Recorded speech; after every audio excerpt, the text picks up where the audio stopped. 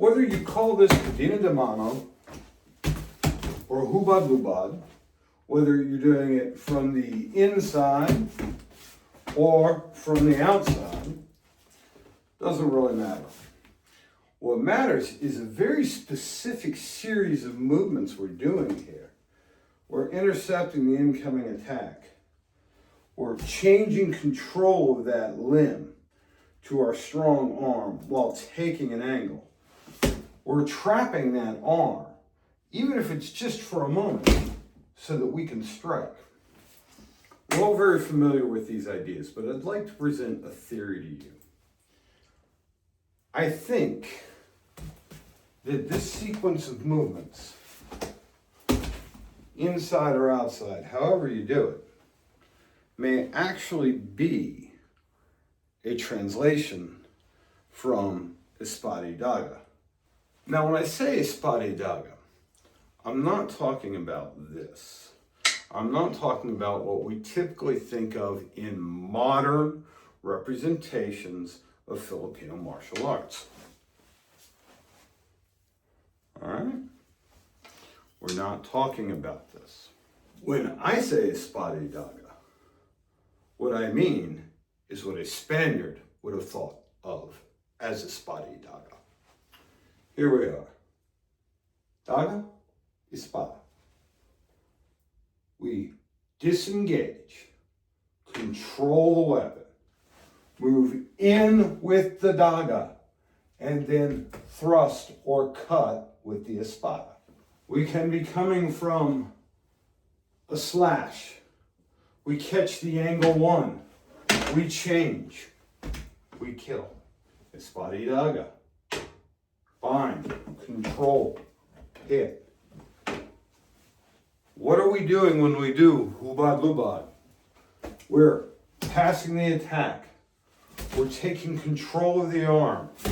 Oh, look, we can get a little bit of damage on the way out, and then we're returning that thrust in.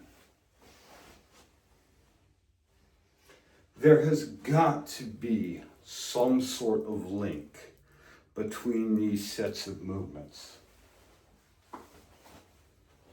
This is the same as this. Now, it is more likely that the drill that we think of as lubad, that this line of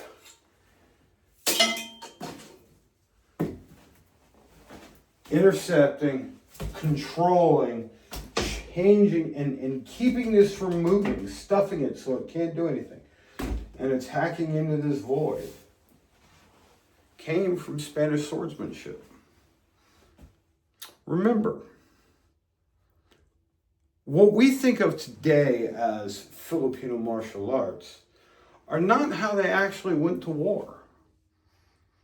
It is an evolution of those indigenous arts combined with things from other places. I mean, shields and spears, shields and swords. That's what the Filipinos fought with. And incidentally, although I don't have a shield here, I don't have a Filipino shield.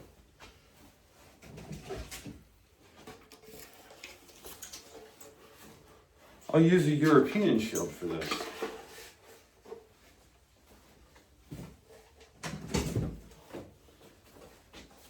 These same ideas, control, block with the shield, get control of the arm with the sword, strike with the shield, strike with the sword. It is just as likely that all these ideas are convergent evolution. But I really think that as codified as Spanish fencing was, that it absolutely bled into the Filipino martial arts. And when we're going from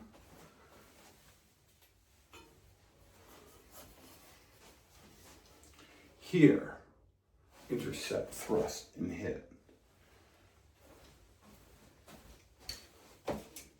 It makes perfect sense that we would transition that to the empty hand. So, these are just my thoughts. Your information might counter-indicate what I'm saying. In which case, I'd love to hear about it. I'm only interested in having right information, and I don't care if I'm wrong. So, if you have other information about this, please feel free to reach out or make a response video or whatever. Because this stuff, I love it, you love it. Let's find the truth together. Take care.